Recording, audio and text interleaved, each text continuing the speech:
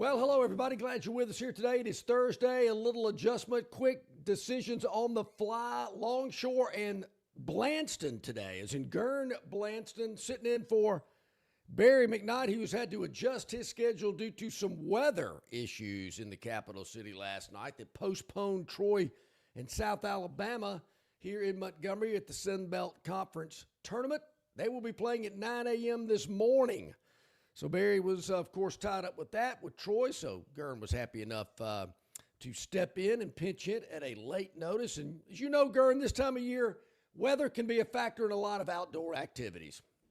Well, I'm actually I'm in Mobile today, John, and I looked out my hotel window and went to my car, and I had to walk to my office. I said, "Oh, it's going to be a great day." Yeah.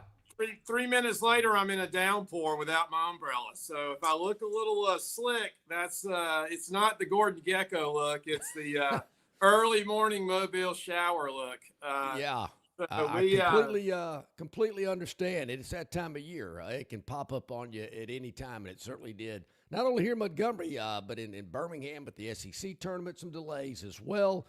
Most everything got underway, and good night for the Auburn Tigers as they advanced. They beat LSU last night, 3-1, up in Birmingham. If you missed that, John, did I doubt you saw this part? Have you seen how they start the game with the interaction within players? Well, I have not. They have a guy. He's kind of, I was a beefy child. He's kind of beefy. Yeah. And everybody walks past him and kind of slaps him in the face. Not hard, but just kind of gives him a little love slap on his left cheek. Yeah. I saw that. I was sitting there looking at that. I was like, how does that get started? Yeah. Maybe somebody on the chat line can tell us, but it's obviously good luck. They do it, baseball's a superstitious sport. Boy, is it. But I thought that was kind of interesting. So is this just a neutral guy? He doesn't support one team or another. He's just no. an SEC guy? This is a Auburn player. It's like you know how you call somebody out in basketball and they come out and somebody gives you the dap and all that stuff. Okay. This is that guy, except that's what they were doing in the dugout. So I'll have to check that out. I've not seen that. Usually I just kind of take a look, see what the score is. I did last night. LSU was up 1-0 at one point in the game, but Auburn came back to win it 3-1, and they advance. Auburn will play A&M late tonight. Game 12 is what it will be. The morning session will be Mississippi State and number 1 seed Georgia. Then that's at noon today. And then right after that, I don't know how they're going to squeeze all these games in. You would think that game would be earlier. Maybe Florida and Alabama are going to play earlier today. I'll check that time. Of course, the Tide gets underway today for the first time in the SEC tournament, as does Georgia. Arkansas and Texas, that will be the third game tonight, and that'll be at 3 o'clock, it's saying. And Auburn and A&M, last game of the evening tonight. And I've been telling our listeners and viewers, Gurn, watch out for the Florida Gators. They're my sneaky team that could make it to Sunday. They got the Tide today, a 5 seed, and I don't know. Could be interesting today. And I like where Auburn is as well. That's another team I talked about earlier in the week. Auburn, with the win last night, I think has got a good shot to make it to Sunday. I like the way they've been playing ever since that tough weekend against Alabama where they got swept. I think they've been playing a lot better since then. Bats have woken up. Pitching's gotten better. And look at this. Auburn's pretty fortunate that where they are in the bracket, they're not facing Georgia. They're not facing Alabama. Got Texas A&M. So they're not playing 2 of the higher seeds there, avoiding Florida as well. So I don't know. Maybe the pathway for the Auburn Tigers is a little smoother than maybe I even imagined. I hate to say this, though. Of all the tournaments, yep, I just don't love the baseball tournament. Yeah, they've played a lot of baseball. They have. And if you're good, you're going to play some more baseball. That's a fair amount. That's true. And you don't want to burn out. Are you going to use your 1 and 2 guys late to win the SEC tournament when you're about to go to a regional or even host a regional? I think there's some time. There's a gap between Sunday and when you'll play again for some rest. And looking at this closely, there's 2 games today and 2 games tomorrow. So Mississippi State and Georgia play today. Alabama and Florida play today as well. That'll be immediately after the opening game at noon. Auburn and Arkansas and Texas, and Auburn and Texas A&M will play tomorrow, and that will start at 3 p.m. Starting a little early today for some reason at noon, maybe weather issues. It's kind of like the SEC basketball tournament. The number 1 seed likes to play as early as possible to get more rest for the next game.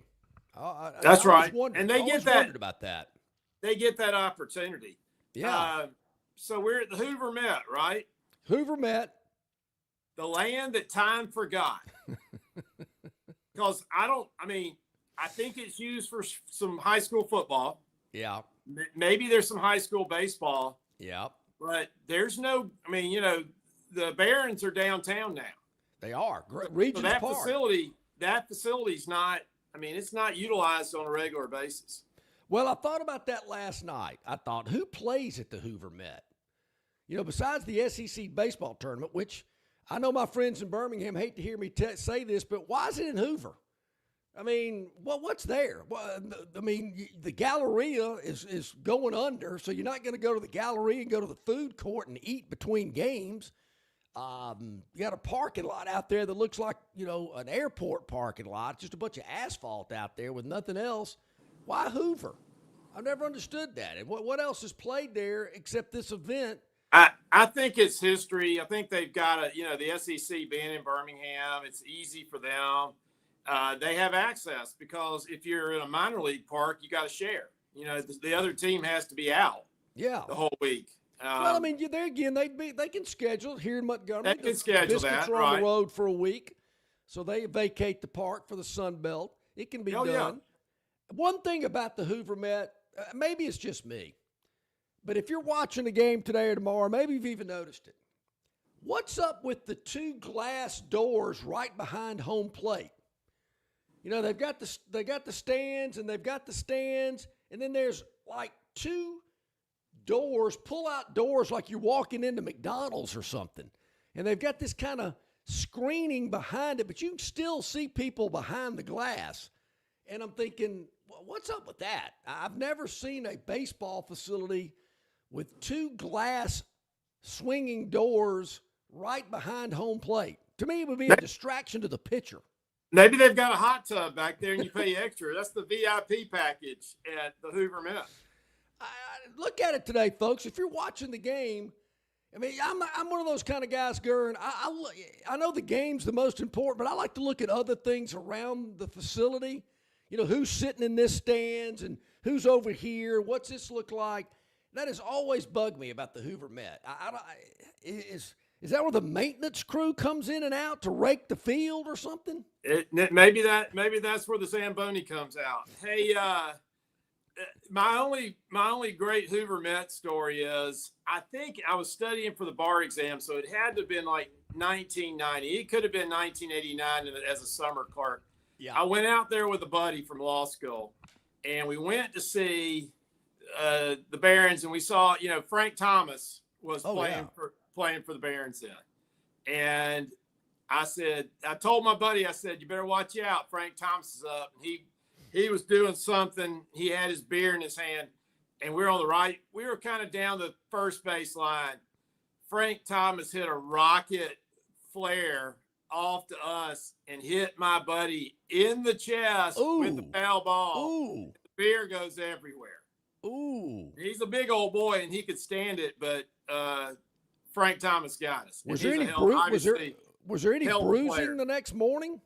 I didn't ask him, but that was the White Sox, and the White Sox had Robin Ventura. They had a lot of great players come through there back then. They were actually pretty good. MJ was a White Sox. Played for the Bears. MJ and his bus. MJ and the bus. Yeah. There's a guy, and I can't remember his name. He ultimately was the Alabama Power guy in Birmingham, but I remember talking to him. He played on that team with MJ. He was in the he was in AA at the time, and the stories he would tell it was just crazy. You know, I mean, you think about it. You've got MJ is your teammate, and he's doing all this stuff, and the paparazzi's everywhere, and you know, you're traveling on this fancy bus, and I don't know. Do you think that MJ played baseball because of maybe the NBA nudging him out for a couple of years? There's all gambling. There's all kinds of conspiracy theorists. I would say no. I say it was ego, which we know he has. To me, he's the greatest basketball player of all time. Sure, yeah. And to be that, you have to have one of the 5 biggest egos of all time. Yeah. And he just thought he could dust off the cleats, get the glove out, and play. The whole story is, the stories like all these, like LeBron. Could LeBron be an edge rusher or a tight end or a wide receiver? How awesome would that be? Well, you get out there and you get hit one time, and maybe you realize, oh, I'm in the right sport, or I can't hit a 98-mile-an-hour fastball. It's a little bit harder than it looks, Sure, believe me, I got in the batter's box against a pitcher for the former Montgomery Wings down at Patterson Field. I might have got a piece of it, a little foul tip, maybe. But I think you were tipping the glove. I don't think you were tipping the ball. It was a little bit more than I bargained for. It's certainly difficult. I don't see how these guys do it. I mean, the decisions you got to make in such a short period of time when that ball leaves the pitcher's hand before it's getting to you in a millisecond. How these guys make those decisions and react are amazing to me. I will give baseball that. Baseball, I mean, everybody can talk about baseball, but when you have a superstar softball pitcher, college softball pitcher, and you're that much closer, and they're throwing a ball that's, I mean, it's something. Yeah, no doubt. I hear you, and certainly Bama softball, people are Tide fans excited about that as they get back on the field of play tomorrow with some super regional action. That ought to be really good. So 2 games today up in Hoover, just to make sure everybody's up to speed. Mississippi State, Georgia at noon, followed by Florida and Alabama. Florida 5 seed, Alabama 4. That should be a good one. I've been talking about these Gators all week. Auburn plays tomorrow against A&M. Arkansas and Texas will kick it off tomorrow at 3 p.m. up in Hoover. Hey, the Braves won last night. I guess I should go ahead and say that before we get it on the River Region Straw chat line. Matter of fact, it might already be there. Maybe Bill from Baltimore or somebody's talked about the Braves, John from Wetumpka, whomever. But I do want to say Wait. Is this going to be a negative? Because no. You said you were talking about the Braves and you used that dreaded word, but. I should say, and also. Okay, there you go. That's fine. And also, Montgomery's Tampa Bay Rays won last night again, too. Very good. So I don't know why you people are not jumping on the Rays bandwagon. They got a 4-game lead in the American League Eastern Division. They are atop the New York Yankees, Toronto Blue Jays, Boston Red Sox, Baltimore Orioles, teams with much higher payrolls than the Rays. But look what the Rays are doing. Won 4 in a row. They've won 8 of their last 10. You better jump on that Rays bandwagon. But when do the Rays and the Braves play later this year? I'm looking forward to that matchup. That ought to be a good one. All right. I apologize for not knowing this. Have they done something with the Rays stadium, or where are they playing? They still playing in like St. Pete or somewhere like that? The Yankee spring training facility, I believe. Yeah, they seem to be getting closer and closer. I've seen some artist renderings. It looks really, really cool. It's out there by where the Buccaneers play, which I didn't realize was near the airport. But they're actually going to build it across the street from where the Bucks play in Tampa. So you've got two major league teams playing in minor league stadiums. You've got the Oakland, or you've got whoever they are, the A's. Yep. Playing, I guess, in Sacramento or somewhere like that. Yep. Wow. So speaking of Bill from Baltimore, there seems to be a conversation on the chat line about weather, something about that. Ty says there's needs some rain in Tampa, severe drought. And then Bill says Baltimore had some weather issues too. Tell me about it, Bill. How do I know this? My daughter was leaving from BWI, that's the Baltimore airport, flying into Birmingham last night. She's coming home for her younger brother's high school graduation tonight. What a nice sister she is. And she was stuck on the plane on the taxiway for over 2 hours before they brought the plane back to the gate and said, not going today. So she had to spend the night at the airport Marriott last night, Bill, and she's probably on her way back to BWI right now. I think her flight's around 10 o'clock this morning. Baltimore time, heading to Birmingham, where her other sister lives, and they're driving to Montgomery tonight for the big graduation. But, Bill, I do understand she was telling me it was pretty rough up there last night in Baltimore, so glad those pilots made the right decision not to fly last night. We'll just do it again today. So that's, I asked her, I said, what's the deal with going to BWI it was cheaper. I could fly Southwest straight into Birmingham. It was cheaper. I said, well, you had to drive an hour to go get on Southwest. What's the deal? Yeah, I was about to say, because they got a direct from Reagan, right? Yeah. Oh, heck yeah. But remember when we were that age, we'd save a nickel it didn't matter, it's cheaper to go this route. Yeah. All right, we've got a lot going on today. Jason Caldwell, Auburn Undercover, in about 13 minutes. He'll join us at the bottom of the hour today. Auburn's big win against LSU last night up in Hoover. We'll talk about that, along with a lot of other great things going on with Auburn athletics. Rodney Orr, the Tider Insider, brought to you exclusively by the Destin Connection Seafood Market. Hey, get ready for Memorial Day with the Destin Connection. They've got all of your seafood fresh from the Gulf arriving daily. Go by and check them out at 3750 Norman Bridge Road. Rodney will join us, and Rodney's going to talk a little bit about a survey that he did on Tider Insider. And if you haven't seen it, I think you'll be very interested in the results of what Tider Insider members basically voted on in these questions that Rodney asked the Tider Insider fan base. So we'll get into that along with a lot of other things as well. Yeah, I guess we'll have to do the Daily Dog today. The only thing I can say, the game did not go to overtime last night. I can tell you it did not go to extra frames, but it still it wasn't great. We'll talk more about that later on in the show as well. The Gurn Jr.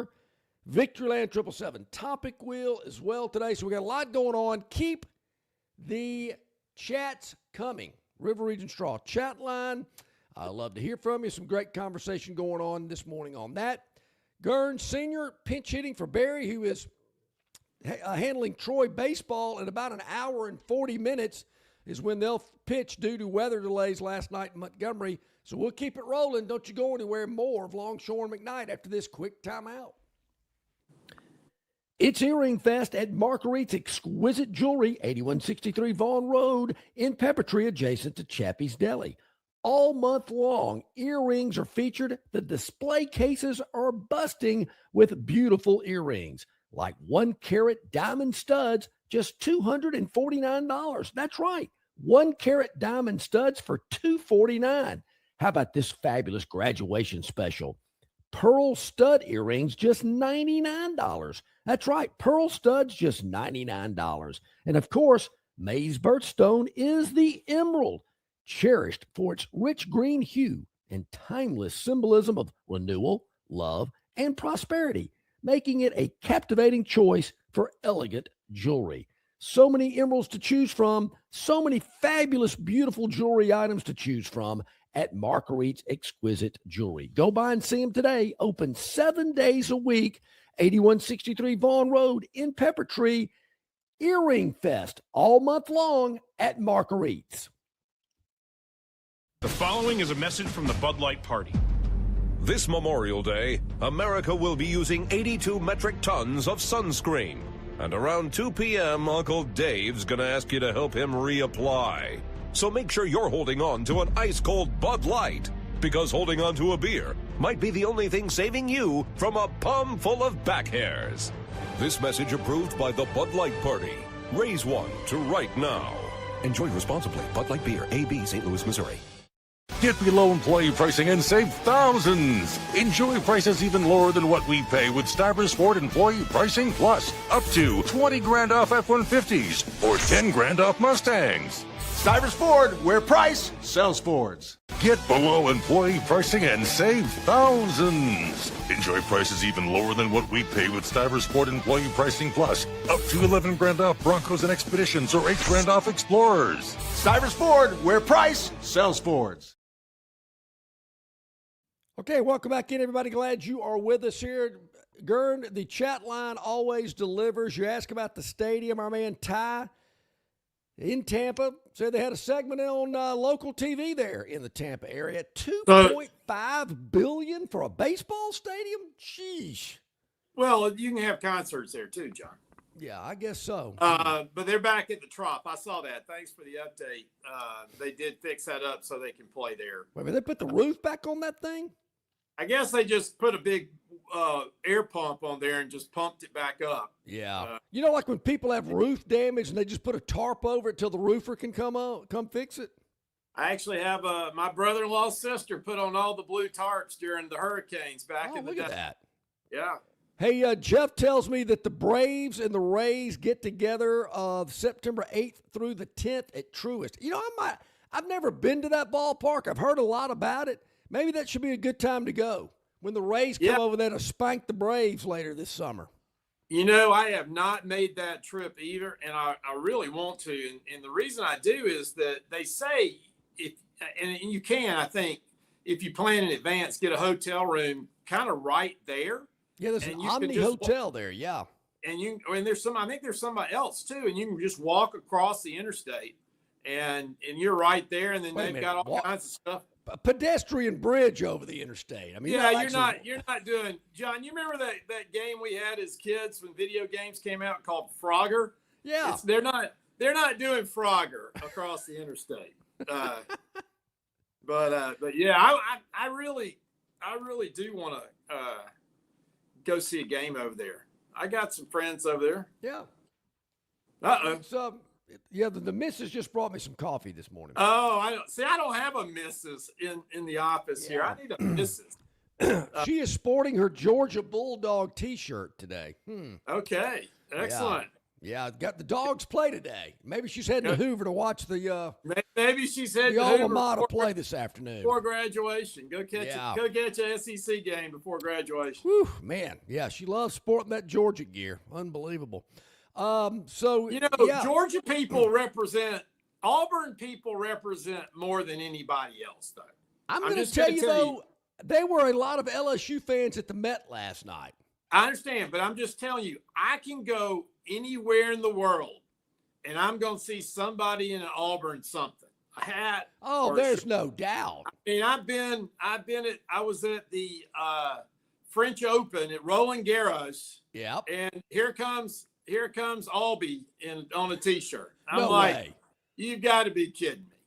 Come on. Yeah, I'm with you. I've told many stories of, being places all across the world, and lo and behold, you're going to see that orange and blue. They do represent. There is no doubt about it. They are loud and proud, and you got to give that to them. On the big Saban run, you would see a lot of Alabama too. Yep. And I swear, 50% of the time, I always walk up to them and say, "Hey, Roll Tide, hey, where are you from?" All this stuff. Oh, I just saw them on TV. Uh-huh. I mean, it wasn't. They're not like I got a kid there, or I went there, or I'm from Alabama. No, I'm from Detroit, Michigan, and I like them, so I bought a T-shirt. Why not? Hey, Bill from Baltimore said he got a War Eagle at Wimbledon. How about that? There you go. Yeah. See, they're everywhere. Yeah, there's no doubt. They are everywhere. So, Yeah, big game tonight. So, or later today. So, excuse me, tomorrow. Auburn plays tomorrow. I'm getting confused with they're breaking it up today and tomorrow. But yes, they will play tomorrow. Alabama is playing today. So, excuse me. NBA playoffs are continuing. We're going to take a deeper dive into that in the next hour because we have to, I guess. But it's kind of played out as I kind of thought it would. They have scored more points than I thought that they would, to be quite honest, over the last 3 or 4 nights. But that's just part of it. So last night, did you watch? All right, I wasn't able to listen to the show yesterday. Yep. But did you watch 2 nights ago? Oh, yeah. The Knicks coming back from 22. I mean, I have never seen it. I'll tell you what I did. I picked it up with like 6 minutes to go. I'd done to look at something else, and I came back to it, and it wasn't the 22, but it was getting, it was like they're going on the run. And then you can just feel it. And here it comes. Boom, boom, boom, boom, everywhere. It's just running down. And you just, it's just going crazy. The guy's not calling timeout. He's not trying to, and it's going to come down to maybe making a shot to win it or going to overtime. And that happens. I could not watch the overtime. I said, I know what's going to happen. I saw what happened the last 7 minutes. Yeah. It just hurt me to see a team totally collapse when they have, they had everything. They had it. They were going to steal a game on the road, up 22. How about this, Gurn? Cleveland is up 22. The Knicks come back to tie it, which we didn't need them to do that at all, but they did. And in overtime, the Cleveland Cavaliers, 5 minutes is overtime. They scored 3 points. How does an NBA team score only 3 points in a 5-minute overtime? A 2 and 1 free throw. The Knicks scored scored 14. Maybe they hit 1 3. Maybe they hit a 3. I don't know. And I guess you didn't hear this last night, but the Knicks got fouled with like 2 seconds left in the game. The total was 217 and a half. They were sitting at 217 before they went to the charity stripe. Can the guy not just clank both of them? Does he have to make it? Was it a necessary foul? Why foul? You're down by 11 or 9. You're down by 9, right? Yeah. So it came back to bite me. Well, it's bit me all week, quite honestly. But we'll get more into that later on. But that was a tough one. And I'm telling you, when the Knicks were playing the Hawks a couple of weeks ago, I thought, man, this team really looks good. I don't know if they match up well. I think Jeff thinks that the Knicks and the Thunder will meet in the finals, which I think that's probably right. Can't argue with that. I just wonder how the Knicks match up. I don't think they match up as well because the Thunder's so physical inside. And, but my gosh, how awesome would it be to see SGA play against Jalen Brunson? Those two guys, they are Jalen Brunson. Maybe he's taller than I think he is. I think he's like 6'2", which is like being 5'8" in the NBA. He gets to his spots and he hits. You just know he did a little step back last night, right? Kind of when they were getting very close to the end. It was like, oh my gosh. Yeah. It was unbelievable. It is. It is. Down 22 in an NBA game. That's one where you walk home, you get back to the room, and you start looking in the mirror going, what happened? How in the world we let that happen? I'm sure the coach is banging his head up against the wall.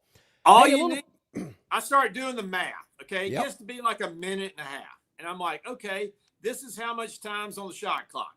If we can just get one stop and we just don't shoot it every time 12 seconds in, we're going to win the game. Sure. Well, they didn't get the stop, and they shot it too fast too. So. Well, look, I enjoy it. People think the NBA is crazy. I've always enjoyed it, particularly this time of year, and it is certainly a lot of fun. All right, want to let you know, just a little programming note, we do it each and every year on the Friday before Memorial Day. So get ready tomorrow, where I was right and where I was wrong. I made predictions 12 months ago of what I thought would happen in the world of sports, mainly Auburn, Alabama, Troy, SEC, things of that nature. And we'll just see how well I did, how many I hit, how many I missed. And then I will also give my predictions for the next 12 months. And we'll lay those out and get your comments about those. That will be tomorrow. We do it every year, the Friday before Memorial Day, where I was right, where I was wrong. Do you have any selective editing in that when you no when you go? No, I mean I own it. I own it. Now sometimes, Gurn, I might look for a little wiggle room, like, hey, I was halfway right here. Barry's a very strict judge. He does not go for partial credit, but I'll lobby to try to get as much credit as I can. But look, I'll admit I'm going to miss more than I hit. It's kind of hard to do. But the ones I do hit, well, we talk about those a little longer than the ones that I missed. How about that? Imagine that. That's shocking. Yeah, it is shocking, isn't it? All right, let's take our bottom of the hour break. Jason Caldwell, I know he was up late last night. Hopefully he can hop on with us here this morning. He's scheduled when we come next. We can certainly work around his schedule. Jason from Auburn Undercover. He'll join us when we return. It is Thursday. Longshore McKnight. Well, it's Longshore and Blanston today, sitting in for Barry, who's with Troy Baseball. Back with more right after this. Conquer the runway at the Montgomery Regional Airport Runway 5K, Saturday, May the 30th, from 7:30 until 10 a.m. Proceeds benefiting the River Region United Way. Here's your chance to run on the Montgomery Regional Airport runway. It's a great time for the entire family. For more information, just scan the QR code on the screen or visit iflymgm.com. The Montgomery Regional Airport, getting better the more you use it, with Delta, American, and United Airlines serving MGM with routes to Atlanta, Charlotte, Washington, D.C., Dallas-Fort Worth, and Houston. The Montgomery Regional Airport 5K Runway Run, Saturday, May the 30th. Register now for a great day of fun at MGM. Hey, where's the beer guy? Bud Light here? You got a Bud Light? Bud Light? I'm here, Bud Light. Bud Light here? Bud Light here. Bud Light here? Bud Light where? Bud Light here? Oh, Bud Light there. I missed that because of you. You did not miss that play because of me. Tough to stop talking this way? Yeah. It's actually kind of fun. Hey, I got your Bud Light. Oh, nice. Never mind. Anything for the clean, crisp taste of Bud Light. What'd I miss? I have no idea. The Bush Guide, cold and smooth survival skills. If you encounter one wolf, chances are there's a pack nearby. Fortunately, the same applies to beer. Head for the mountains of Bush. The Bush Guide, cold and smooth survival skills. To avoid going in circles, make note of recognizable landmarks, like that. What's wrong with going in circles? Different circles, Ross. Okay. Head for the mountains.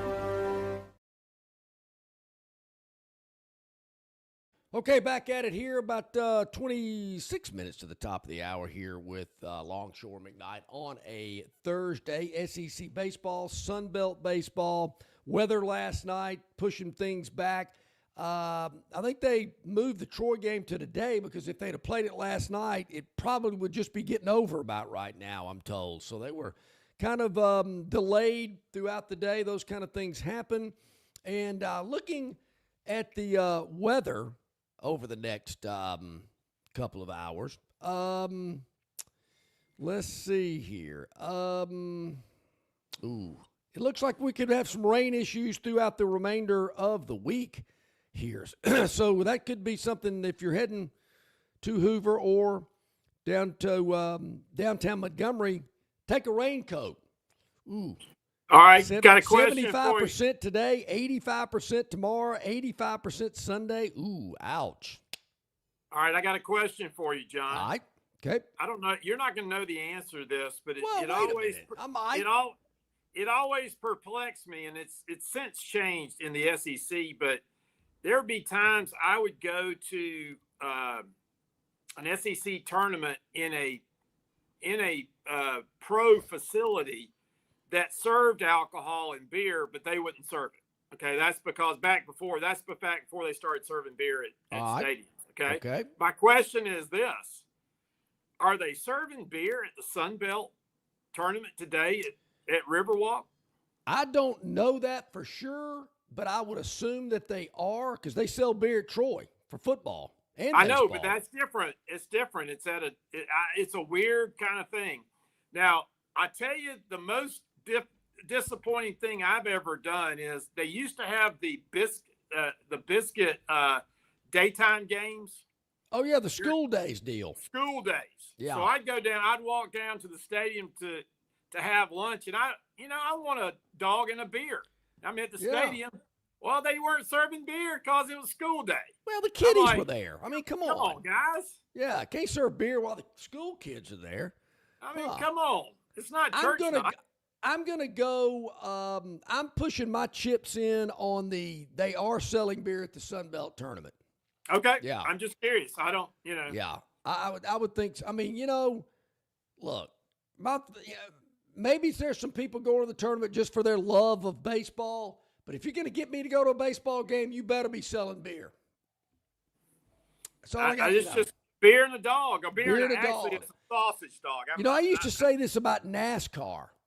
And I guess they still let you do it. I don't know. I hadn't been to a NASCAR event in quite a while. They used to, and maybe they still do, would let you bring a cooler to the race.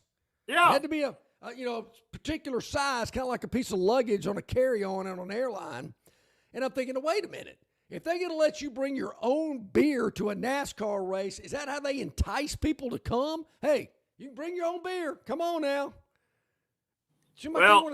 And then they started selling it at Talladega and these other places as well. But before that, there was a day where they did not sell beer at Talladega. You had to bring your own. And there's some arenas that will not sell you it costs you $16 for one of the oversized White Claws beers, whatever. Yeah. They will not sell it to you unless they put it in a cup.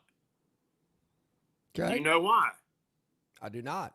So you can't throw the can out on the floor. Oh, that makes sense.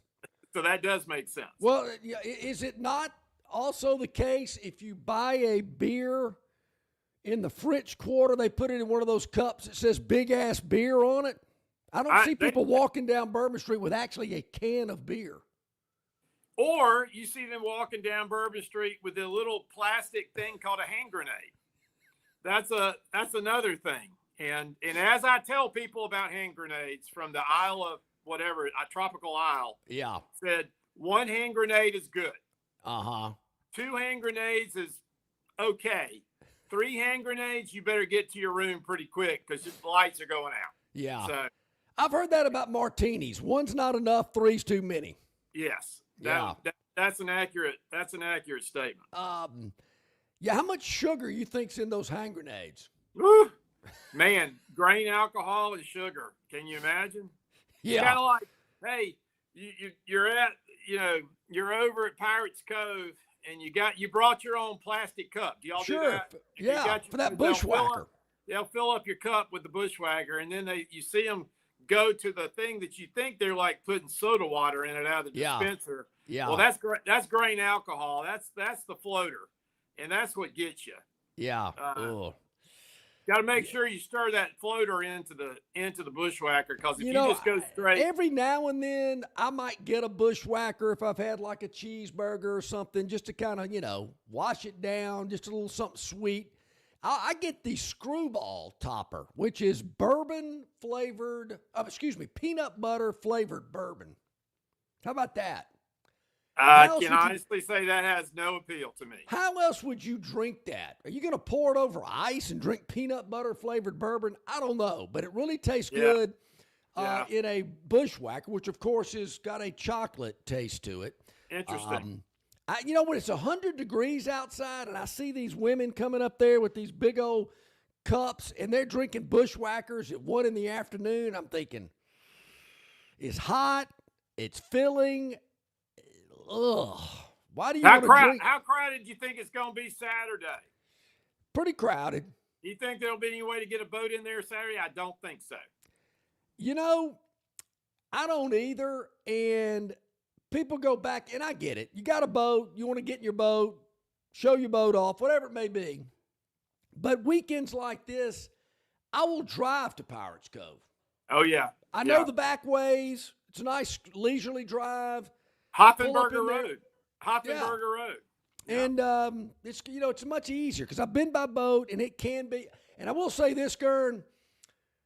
You're pulling up, you're jockeying for a position, and you might maybe accidentally bump up against somebody else's boat. No, it's bumper cars. It's and bumper you're thinking, cars, and then it's all out. A fight is about to break out. Here it comes. I'll tell you this: I'm behind you 100% when that happens. I'm not getting my ass kicked by somebody. Now I'm telling you, these good old boys, man, they've had their share already. It's about 2 p.m. They're getting a little sunburned. It's hot. Don't be bumping up against their boat. And these boats, they're putting them in there tight too. They are tight. Oh, so, I just go with the, let's just take a leisurely little drive over there. And you won't have to deal with all that. So, I might make an appearance over there this weekend. I might have the knack for a cheeseburger. All right, John, while we got a second, I'm gonna segue here to the show title. Okay. Yes. Graduation day, but there's more to it. Obviously. Episode 438, by the way. 438.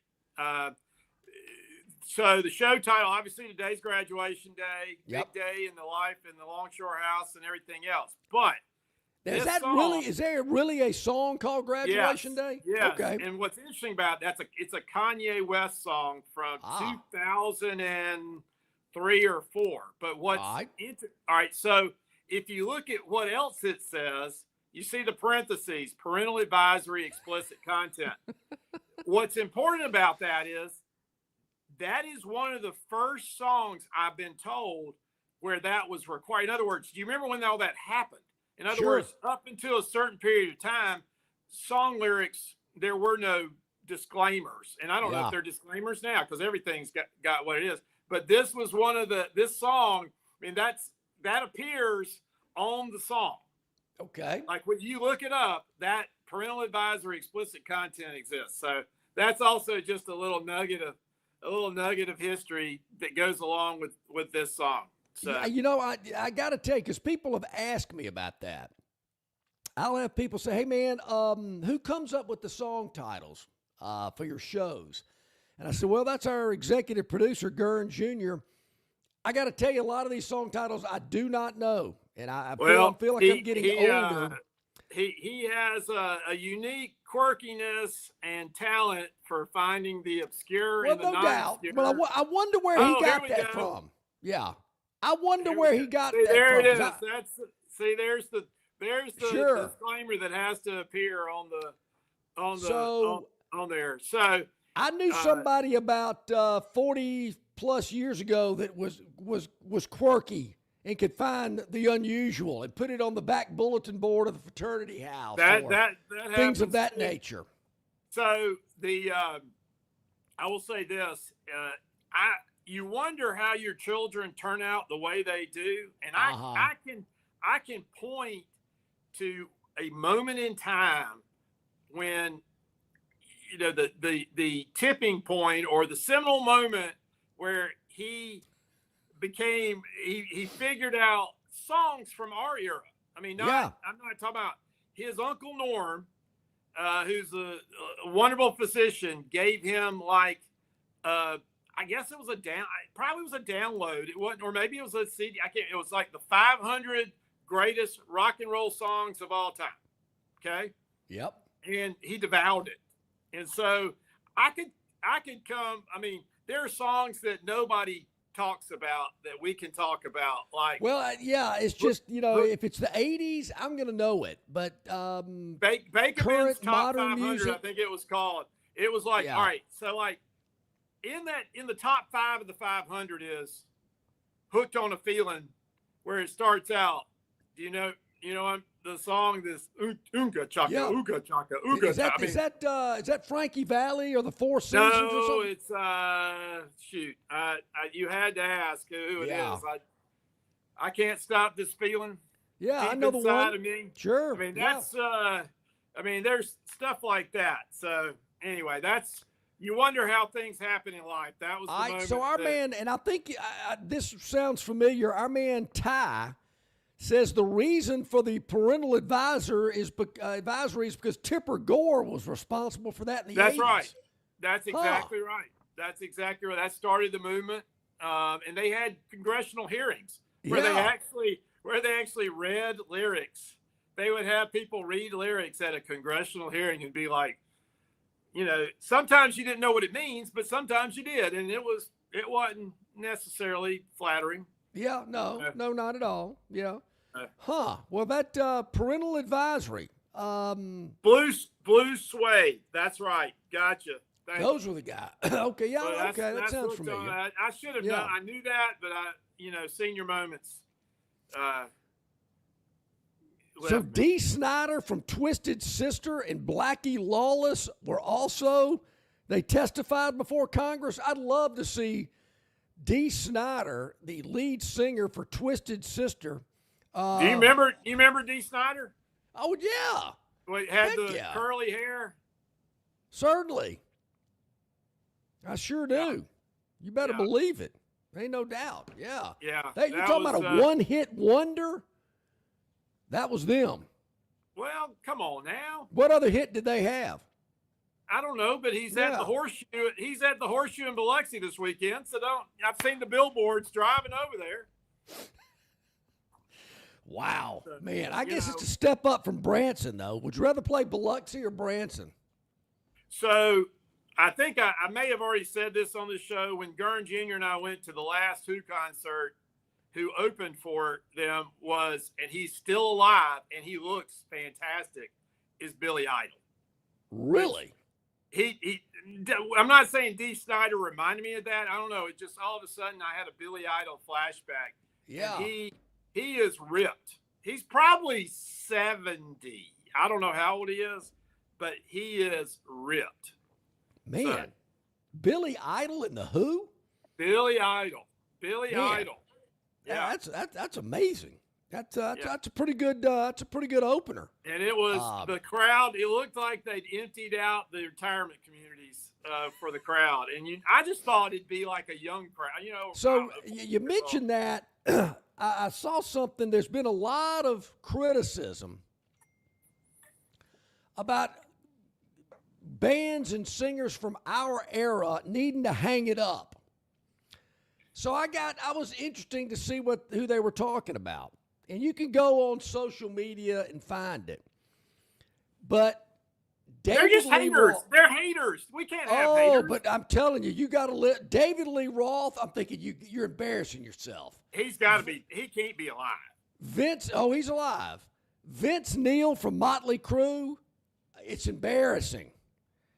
Who was another one that they showed? Motley Crue, you had the Oompas or what over the U? I mean, you had the. Oh, yeah. Yeah, exactly. Now, I will say this, John.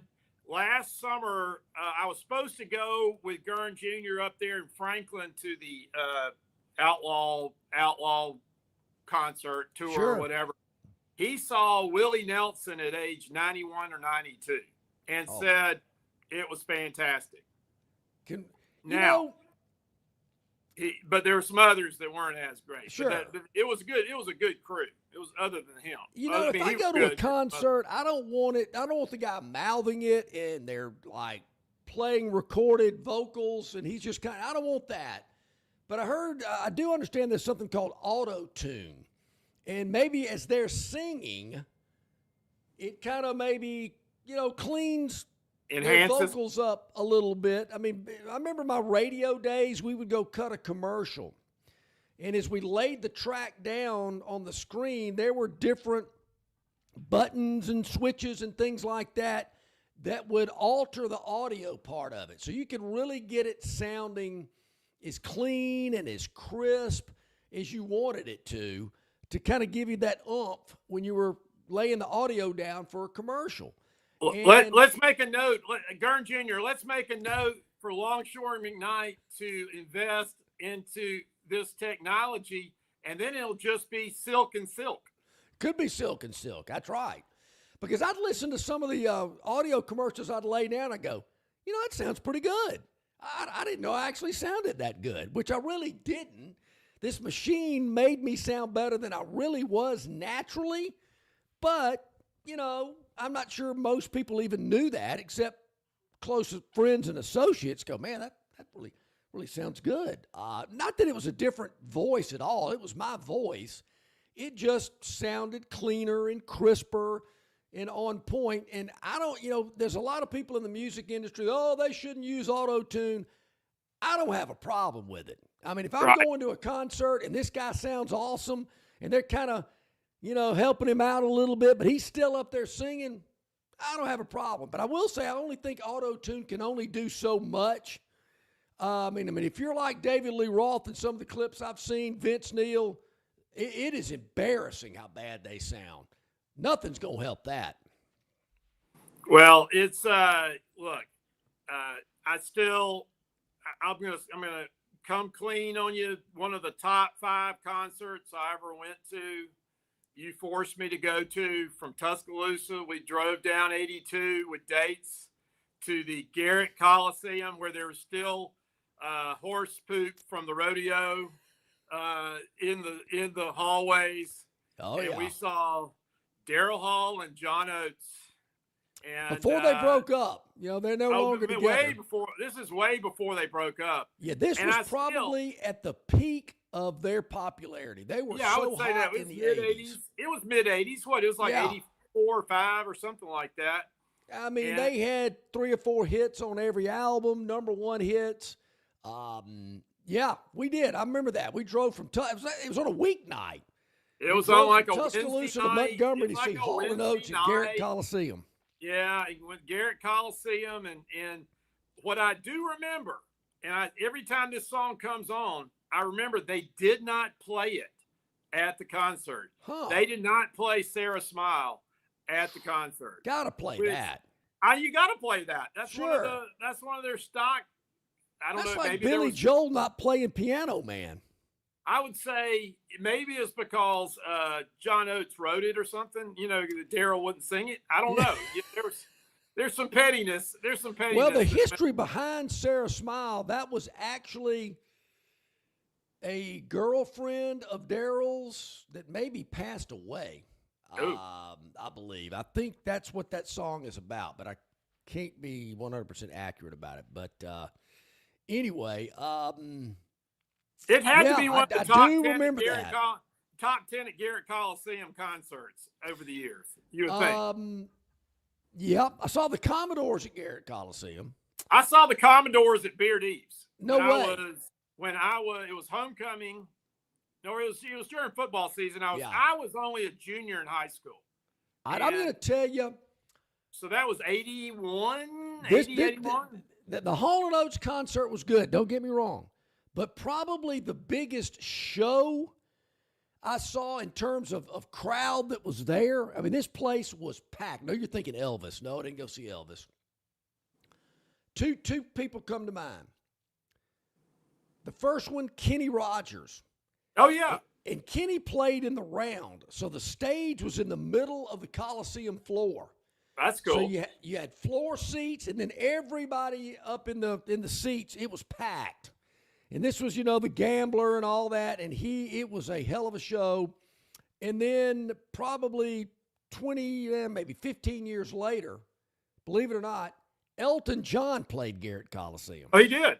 He did. Yeah. And it was packed. I remember my sister and brother-in-law went to the concert. I did not go. Yeah, it was packed. And you know what I remember about that show? When he played The Bitches Back in Town. Is that the name of the song? I know that's a lyric. Yeah, probably. Yeah. He had this big light on the stage, and every time he would say that word, it would light up. There you go. On the screen like that. But yeah, Prince played Garrett Coliseum when he first started out. And then, of course, we had a former mayor, Gurn, that would not let concerts come to Montgomery. We had a period of time where you couldn't. He was a law and order kind of guy. Whoa, you think? Whew. A lot of people still today wish he was around. But yeah, no concerts in Montgomery. He didn't like the fact that people might smoke marijuana at those concerts, and he didn't like that. He called it reefer. He was an old school guy. So Gurn, Mrs. Gurn, she doesn't have many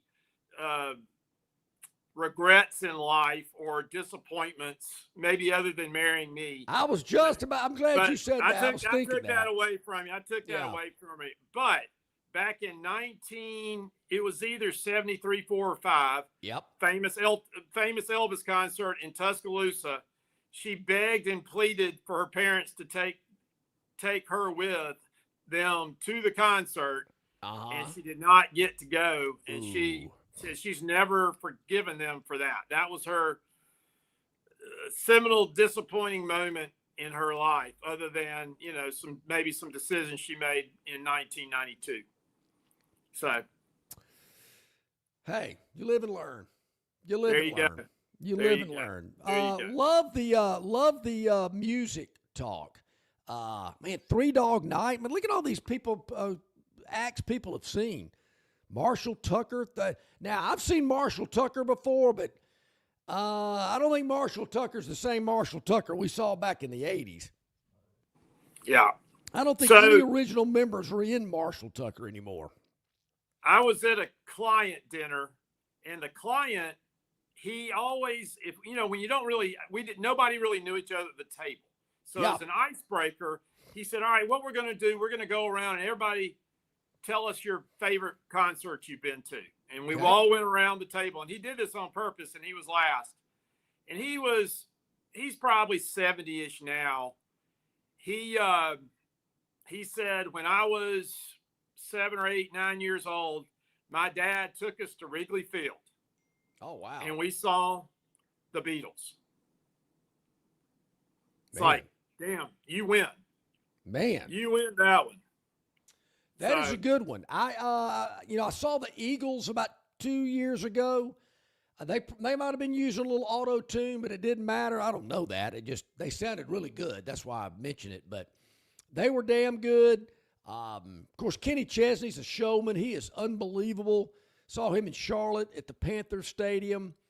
And then I've mentioned a couple of times, Journey with Arnel Pineda at lead, taking over for Steve Perry. Phenomenal. Thought they were really good. I'm not trying to steal your thunder, John, but one of my favorite Longshore stories is that when you went to the Superdome to see the Police. Saw the Police. They reunited. Saw the Police. That was at Smoothie King, not Superdome. Oh, it was at Smoothie King. Sorry. So that was 2006. The next morning at the Ritz-Carlton having breakfast, you look over and you see Gordon Sumner, Sting, sitting there eating breakfast, reading the newspaper. That is a fact. And so he then leaves. Y'all leave him alone. He leaves. You don't mess with him. He leaves, and John says, well, I would like to see the Times-Picayune. So you go over and you take Sting's newspaper. That's true. And then he comes back for his newspaper. And you have to say, sorry, Mr. Sting, here's your newspaper. You can have it back now. In Gurn, I saw him walking back toward the restaurant through the lobby, and I'm thinking, what's he coming back for? And he comes back, he's looking around for his paper, and I said, I am so sorry. It was on the floor. He's, oh, no problem, chap, whatever. And I'm thinking, this guy, could he have just picked up another newspaper? Why's he got to come back and get that one? But that is a fact. And a good mutual friend of ours' wife got an incredible picture taken with Sting that same morning, and they have it in their kitchen. They got a big collage of pictures of their family and friends, and right in the middle of it is this picture of her with Sting. It is a fabulous photo that was taken that morning as well. All right, top of the hour, let's take a break. Rodney Orr, the Tider Insider, brought to you exclusively by the Destin Connection Seafood Market, will join us. We got a lot of good stuff. We kind of hinted at it. Rodney did a survey on TI, and we're going to break it down for you when we return right after this. The Destin Connection Seafood Market at 3750 Norman Bridge Road in Montgomery has the freshest seafood direct from the Gulf of America. I'm talking red snapper and grouper, all sizes of Gulf shrimp, jumbo lump crab meat and crab claws, Louisiana Bay oysters, and New Bedford scallops. They are a full-service seafood market and kitchen serving po' boys, dinners, and sandwiches. You know, many well-known restaurants in the river region purchase their seafood from the Destin Connection because they know it's the absolute best. Call ahead and your order will be ready for pickup. The Destin Connection Seafood Market, 3750 Norman Bridge Road. Call 288-4272. That's 288-4272. The following is a message from the Bud Light Party. This Memorial Day, America will be using 82 metric tons of sunscreen. And around 2 p.m., Uncle Dave's going to ask you to help him reapply. So make sure you're holding on to an ice-cold Bud Light, because holding on to a beer might be the only thing saving you from a palm full of back hairs. This message approved by the Bud Light Party. Raise one to right now. Enjoy responsibly. Bud Light Beer, AB, St. Louis, Missouri.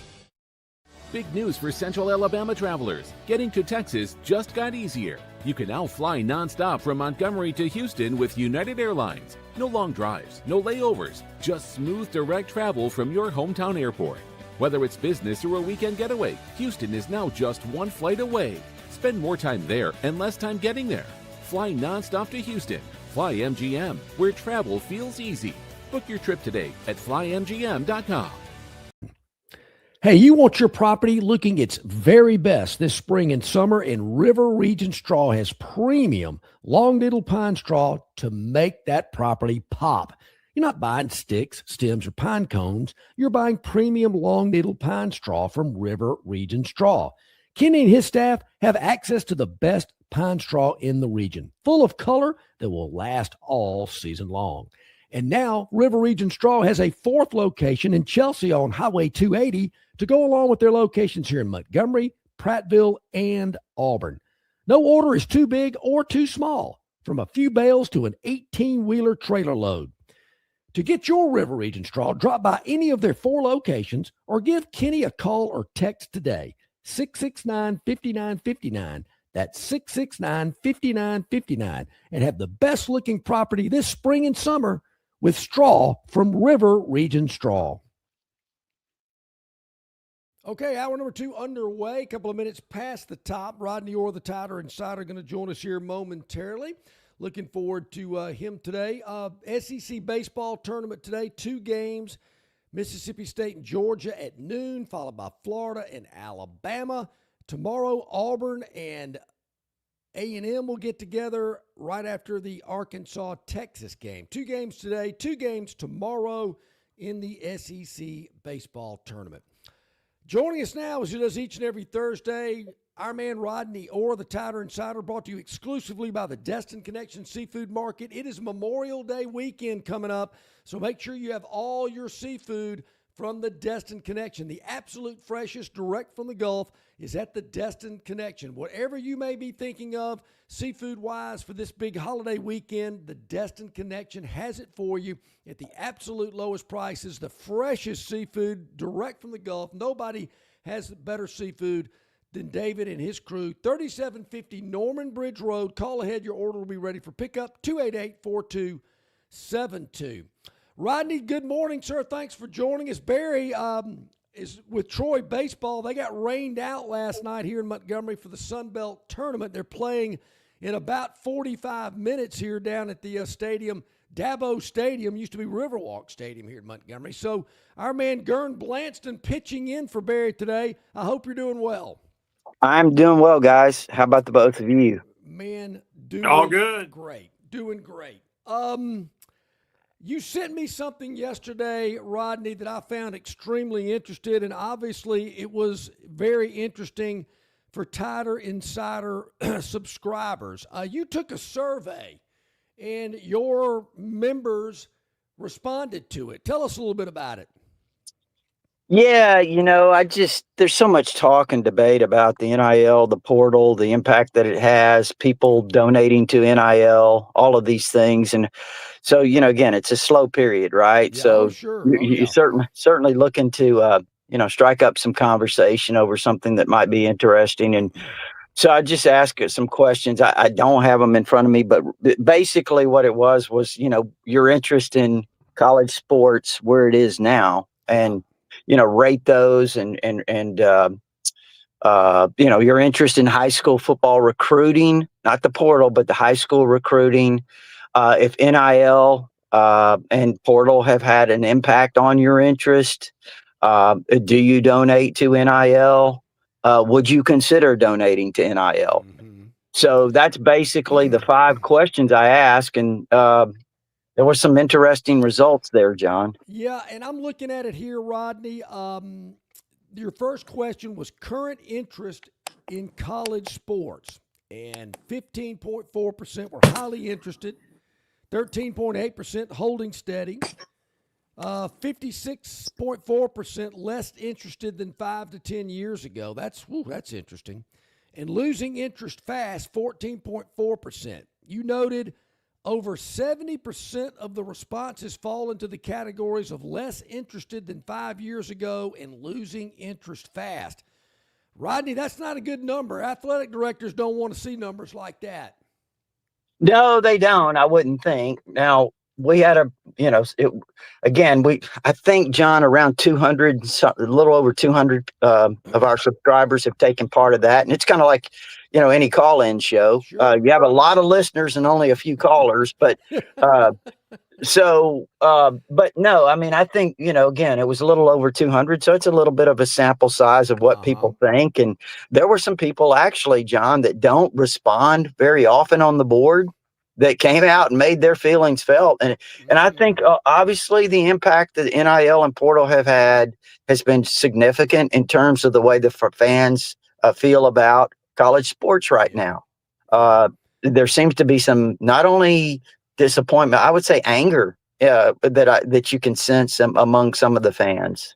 Rodney, I was looking on the message board yesterday, I believe it was, and there was a long thread about NIL and contributing to it. And people are going back and forth. Well, if you don't contribute, you don't have a say in it, and blah, blah, blah, this. There's no doubt money will get people's thoughts and feelings exposed quickly. Well, yeah. And again, you talk about the debate there, and someone did actually say exactly, they posted exactly as you phrased it there, that people who don't donate should not have a say. But at the same time, a lot of these people who don't donate are ones that are buying season tickets. Yeah. They're buying concessions. They've helped the university in other ways, whatever it might be. And there's a lot of people that think, John, frankly, that, what about the value of a scholarship? Whatever happened to that? What about an education? What about the value of that? Somebody pointed out gas is over $4 a gallon right now. People are working hard for their money. And here are young kids, 18 to 22 years old, that are making, I'm talking about, John, kids that are, if you want to say, some are borderline starters, making $500,000 a year. Yeah, I get it. I'm out here busting my ass. I don't want to be giving money to an 18-year-old kid. I know there's a lot of people that feel that way, Rodney. And I think there again, it's the donor fatigue as well. We've talked about it. The alums, the graduates, the donors that have the means and the income to contribute to NIL, they're getting fatigued. You've come hit us too many times for too many years. We're not seeing the results we want. you need to start asking somebody else instead of me every year. Well, honestly, I've talked to a couple of big time donors about it. One told me, frankly, that he gave $500,000 to NIL on the basketball and football side. Mm-hmm. And he said, I'm about done. It doesn't make sense for me to do that, because by the time I do that, by the time I contribute and buy a skybox, by the time he said it gets to be draining. Yeah. And then what about the players that you invest in that are no longer there, that they just up and leave after a year? And again, I think some of these boosters too, they're not, again, I want to emphasize what I just said, because after I spoke to a second guy yesterday, they're getting hit up for facility upgrades. They're building this new basketball complex there, the training center, all of these things, and these guys have contributed to it. And then all of a sudden, you've got to pay big money to have players. Yeah. Speaking of NIL, I thought this was very interesting. You basically break it down in three categories with NIL. The first one, if interest in college sports has been impacted by NIL and the portal, 72.9% said yes, 100%. Somewhat 17.6%. Obviously, a huge majority of people that responded, NIL and the portal has impacted their interest. You asked, do you currently contribute to NIL? 26.1% said yes. 67.6% said no. And if not, would you consider contributing?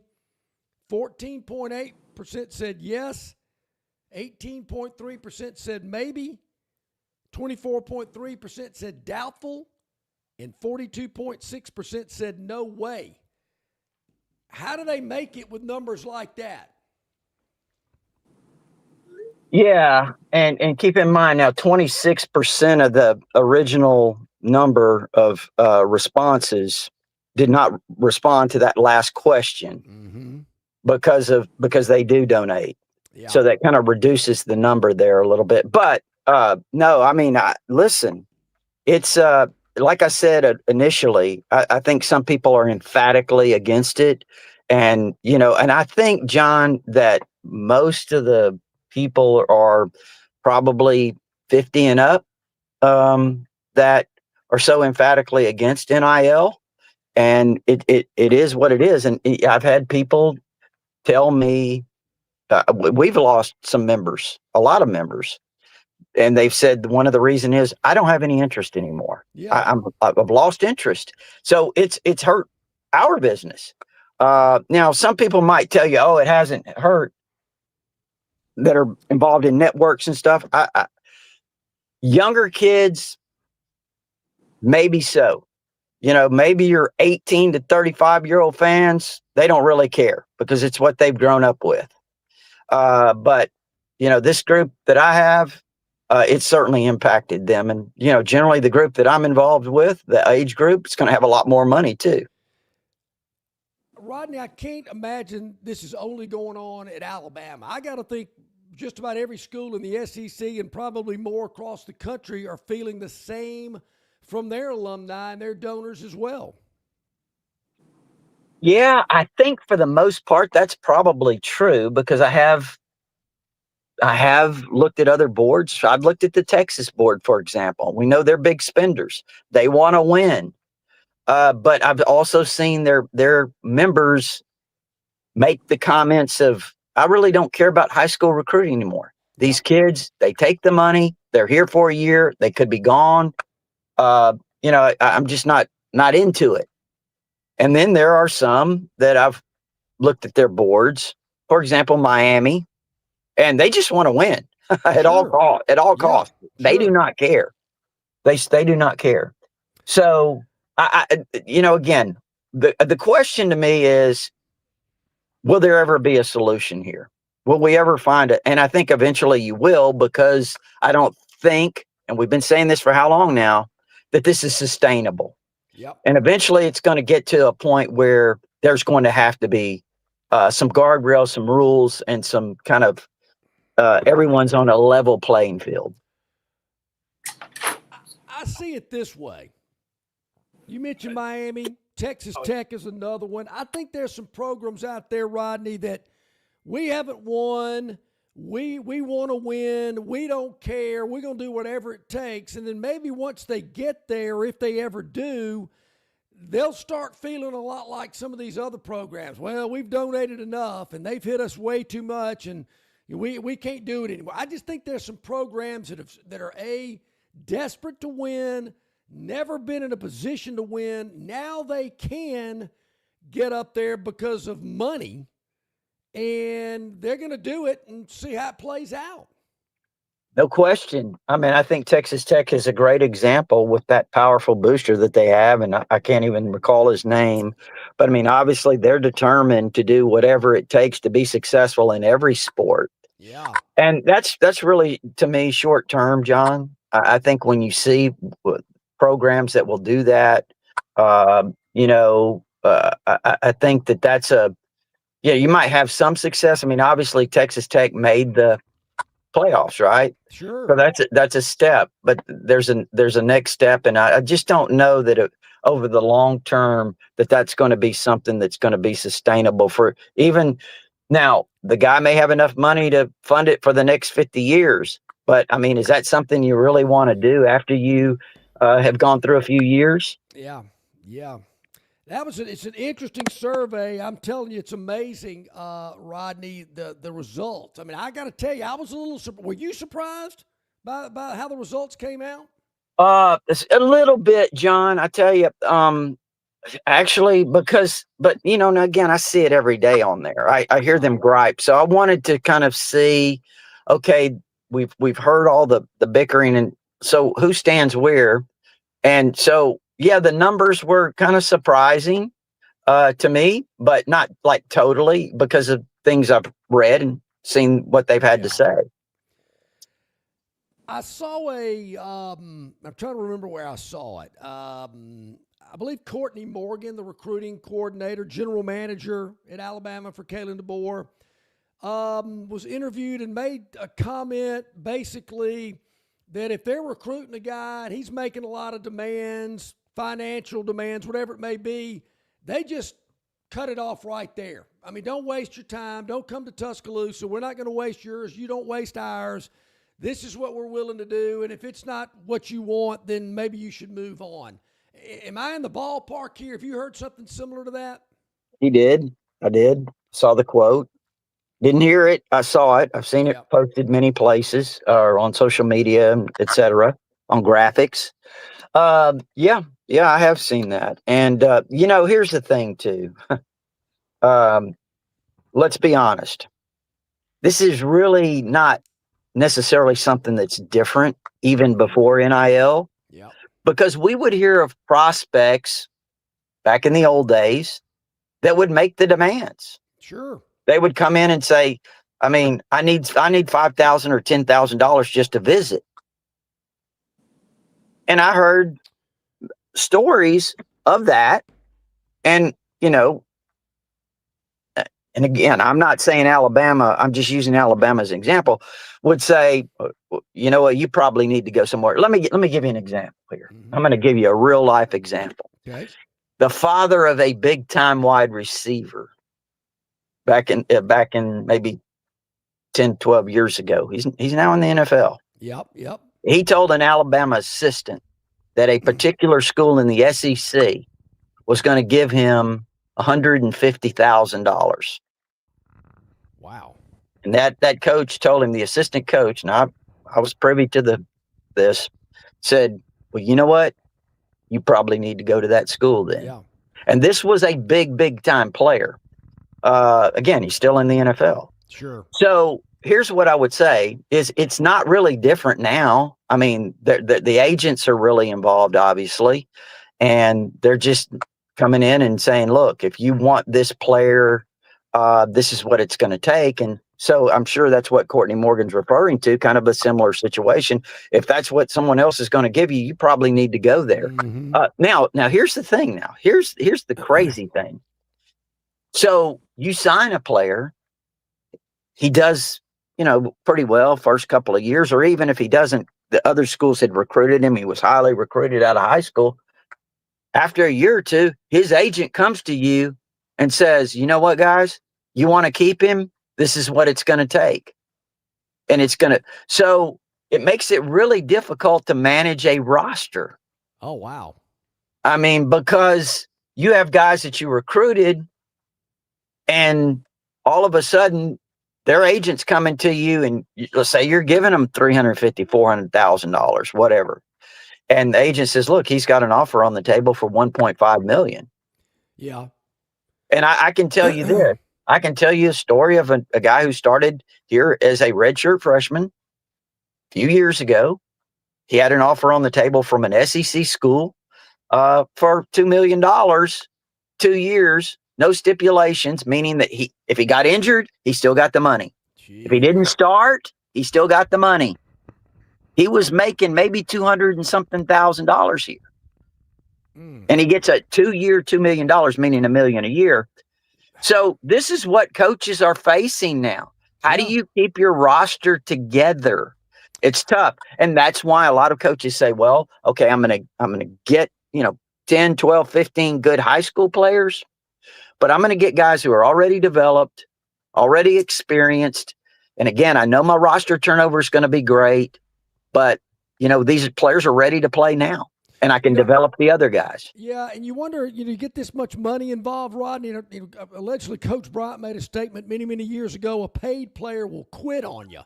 Well, I think that could be the case today.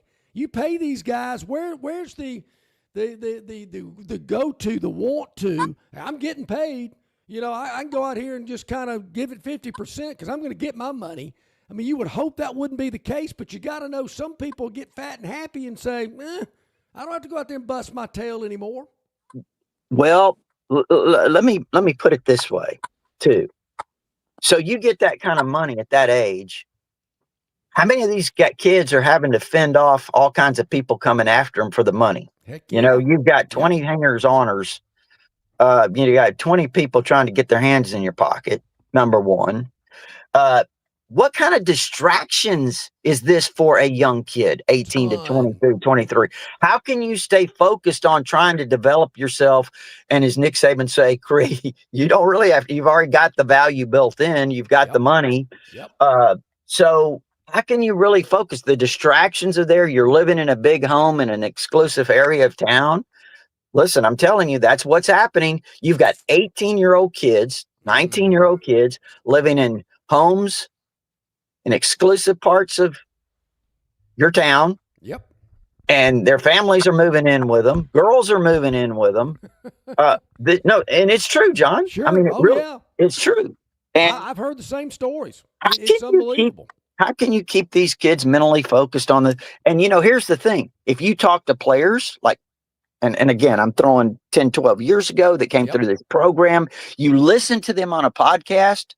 I mean, it's like, would you want to be in that situation that the kids are in now? No, absolutely not.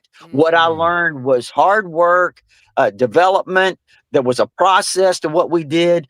They're totally against this, because they understand that there's more to it than the money. Okay. So anyway, all of that said, it's just been really bad for the players, I think, for these kids. I'm with you, Rodney, and I'm scared. The future scares me. I just don't really know where college athletics is going to be 5-10 years from now. Well, it's not college athletics. So, true. You know what I mean? John, the genie's out of the bottle. The genie's out of the bottle. You can't stick it back in there. How do you fix it going forward? And you really can't fix it. You can only modify it. And under the current structure is hard. And so basically a breakaway conference, super conference, is the only way to set up a whole new scheme of rules and say, this is what we're going to do. And I think that's a great point.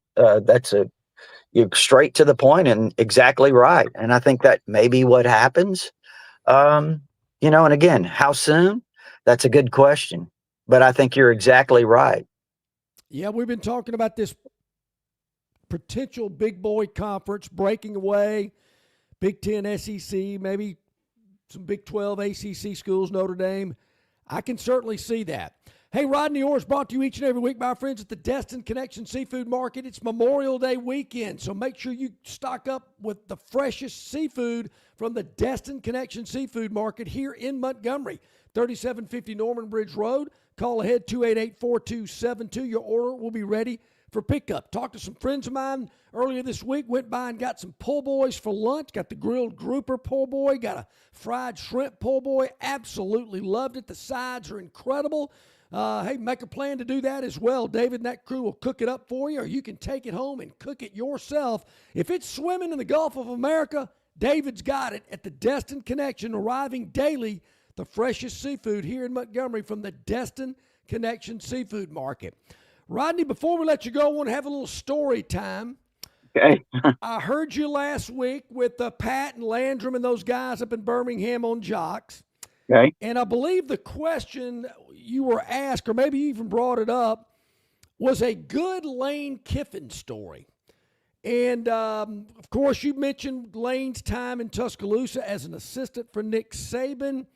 And I believe you mentioned something about Derrick Henry that Lane Kiffin had brought up. Yeah.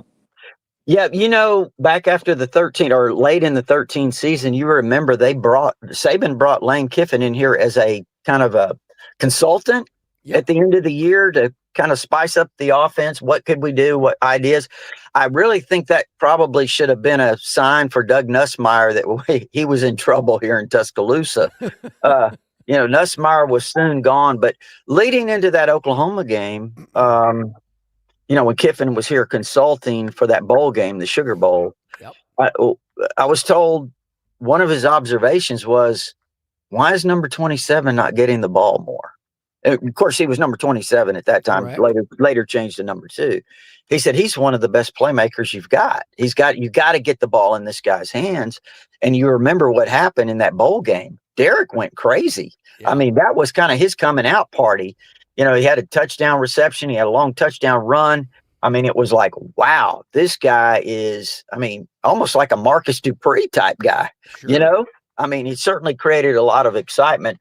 So I thought Lane, obviously, his eye for talent is pretty amazing. But also, I mentioned last week, now that you bring it up, was the job that he did with Blake Sims in 2014. Mm-hmm. Because I remember standing outside the football complex after practice one day talking with another media member, and we're sitting there kind of talking about some of the inside information we'd heard about the quarterbacks. Of course, at that time, it was Blake Sims and it was Jake Coker, who was a transfer. Yeah. And the things we were hearing was not promising.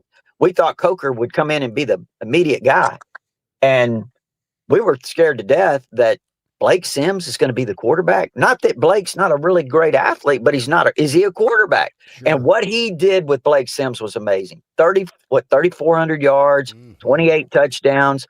You know what? They were throwing for the end zone against Ohio State in that Sugar Bowl to potentially go for 2 and win the game, and could have won a national championship. Yeah. Unbelievable story as I heard you tell it. But, Rodney, there's more to it. There's more to that story, because when you were telling it, I'm just sitting there nodding and grinning. So Alabama, as you mentioned, played Oklahoma in the Sugar Bowl. Right. And Derrick Henry kind of had a coming out party in that game, as you just told everybody. So after the game, we're heading back, and I am in the bar at the Ritz-Carlton in New Orleans on Canal Street. And Barry Switzer's there. Oh. Along with several, I found early in my career, Barry, you go to bars at the swanky hotels, because that's where all the ESPN talent is, and all the big dogs always hang out after the game in the swanky bars at the nice hotels. I ran into Archie Manning in Atlanta in a swanky hotel bar, had a great conversation with him one night. So anyway, I see Barry Switzer, and I'm just kind of biding my time because I want to go up and say something. And because I had actually been in Colorado snow skiing, and Barry Switzer was sitting at a picnic table, And I walked up to him and said, Coach, do you mind if I sit down here to take my ski boot off? So that was kind of my entry to, hey, Coach, I don't know if you remember me, but I met you out in Colorado. That was going to kind of be. He did not remember you. No, he did not. He did not. So anyway, I broke the ice. We're talking a little bit. And I said, Coach, what did you think about the game tonight? And his first statement was, who in the hell is number 27? Yeah. I can't believe they hadn't been playing that kid all year. And I'll never forget him making that statement and hearing you describe that story last week with those guys in Birmingham. That's the first thing I thought about. I mean, Barry Switzer was blown away by Derrick Henry. Yeah, like I said, he kind of was like Marcus Dupree.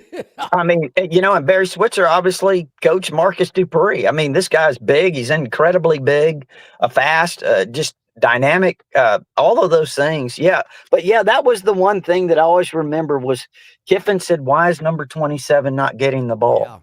Yeah. It makes you wonder. And I'll tell you another thing, just real quick. I know you got to go, but this is something you guys will appreciate. So I got a buddy of mine in the media who used to have Pat Dye on every week after games. Oh, we did too. Oh, yeah. We had Coach Dye on every week. So this guy calls this like in July before the season, talks to Dye's secretary, and he heard Dye in the background go, who are you talking to?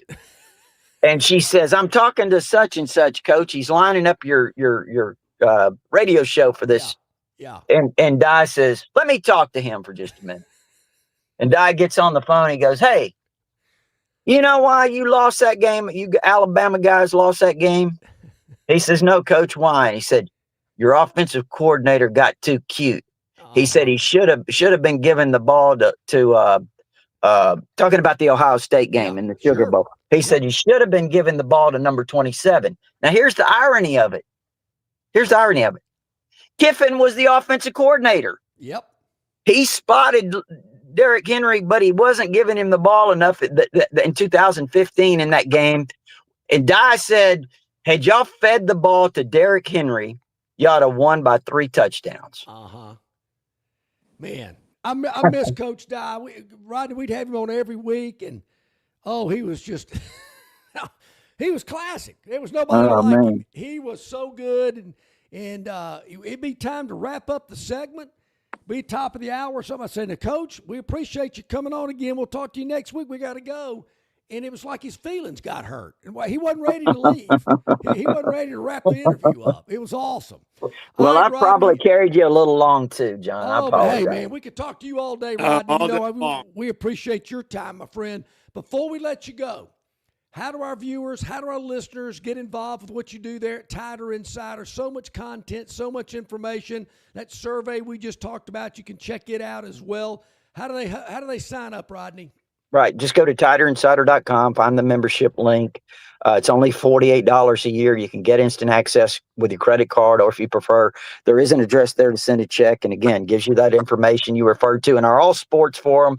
It's going to really pick up here as we start to move into not only the big recruiting visit weekends, but the SEC Media Days and August camp will be here. Cannot wait. Rodney, have a great Memorial Day weekend. We really appreciate it. We'll talk next week. Guys, I appreciate it. Y'all take care. Thank you, buddy. Great segment. Rodney Orr, the Tider Insider. Check that survey out, folks. It's interesting. I mean, Gurn, what do you think? I mean, I think the fans, I think there's frustration. I think they've had enough. I think the NIL business Look, John, everybody. Again, how do you put the toothpaste back in the tube? Everybody complains about everything. Everything's so divisive these days. Why can't it just be easy? It's just not easy. But the bottom line is you've got to either pivot. You've got to everybody, like I said, I played in a golf tournament up in Tuscaloosa amongst all these people who live there and eat, breathe it every day. Sure. And they are so negative about where things stand now. Okay. And maybe you are too. I don't know. But the bottom line is it's hard to navigate what they have to navigate. And we caught, it wasn't a great year, but we made the playoffs and we got the shit beat out of us by the best team in the country. And we're not used to that, but guess what? We've got to pivot and evolve. And if we don't do that, if anybody doesn't do it, it's a year-to-year proposition. You can't build programs like you used to. You can't stockpile. I mean, Saban had 2 or 3 deep. His second and third team just playing against the first team. Sure. Your first team is playing against third team chumps now. That's just the way it is. And my fear, really SEC wide, but Alabama in particular. Let's face it, their fans are spoiled. They went through 17 years of an incredible run, and 8-4, 9-3. They're just gonna say that's not for me.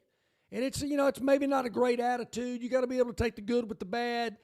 But I just think there's frustration. There's the cost of going to football, all that stuff. I mean, I never thought I'd say I wish it was back to the way it used to be, because I was a big proponent of, I think we ought to do it. But I think a lot of people involved with it, it exploded and it mushroomed more than they ever thought it would be. I think their first initial thought was, okay, NIL is going to be all about going to a car dealer, signing autographs for 2 hours, and picking up a $2,000 check, not a $2 million check. We talked a lot of music today. I'll make this comment. Video killed the radio star. It's Buggles. different. TV revenue killed ticket revenue. Sure.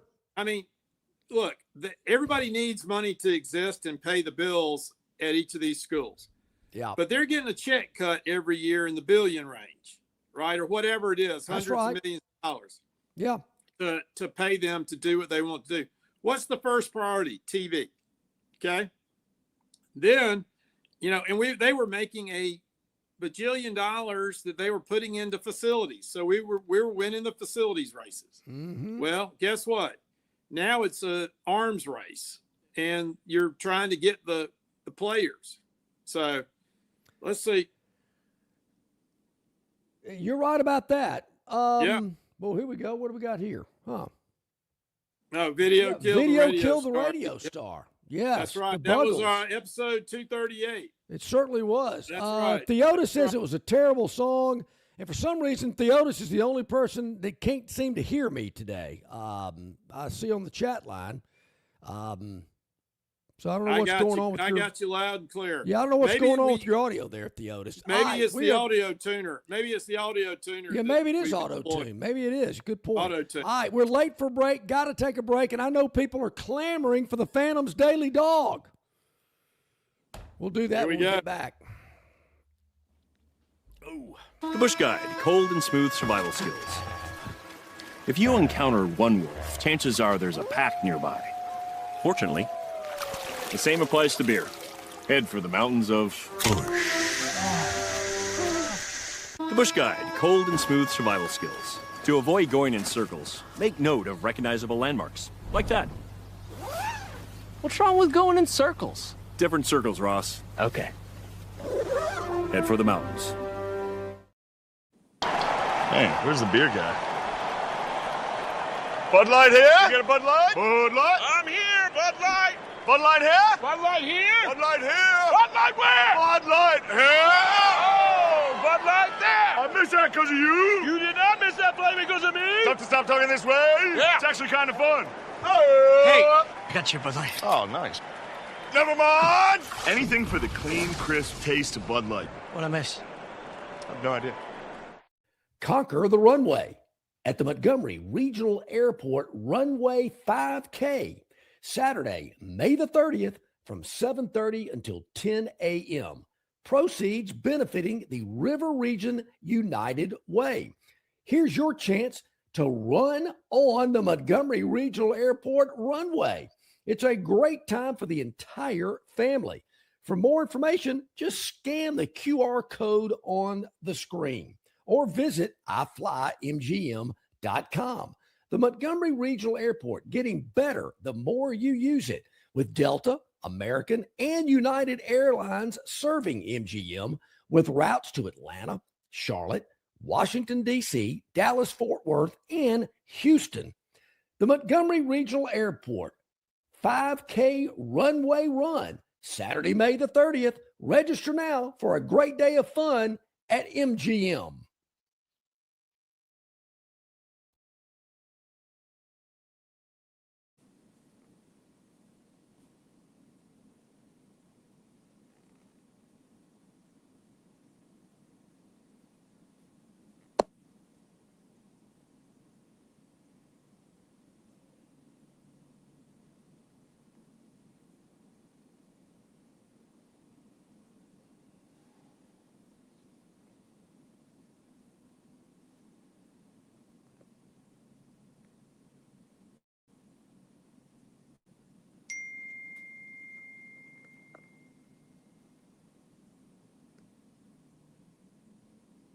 Looks like we may have a little technical difficulty working on John's mic.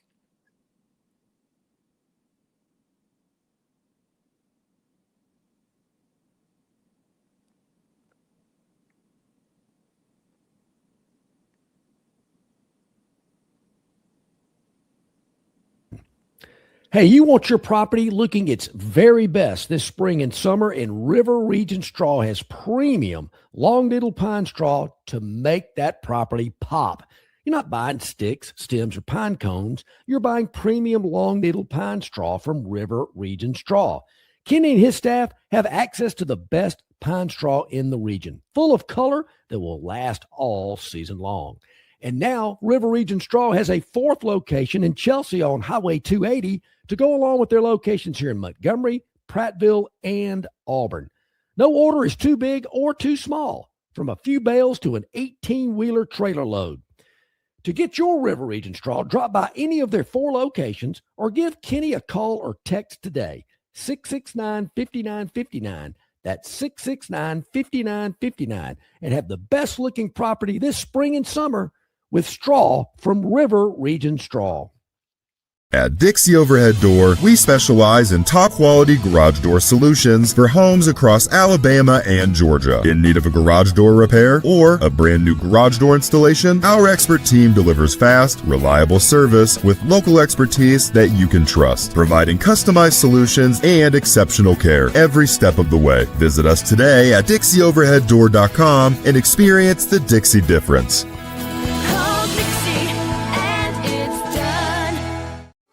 Drive away in a Ford F-150 or win your share of $25,000 in free play during Victoryland Casino's Truck and 25K free play giveaway. The more you visit, the more chances you have to win. Visit our Players Club and check out this month's exciting free play promotions. You'll have more fun at Victoryland Casino, where you can be a winner too. Victoryland Casino, off I-85 exit 22, Shorter, Alabama. Drawings May 29th and 30th. Must be 21 or older. Must be present to win.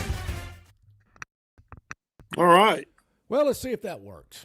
Hey, there we go. Yeah, there you go. Wow. Unbelievable. The rat was gnawing on the cable from yes, the tin cans. So.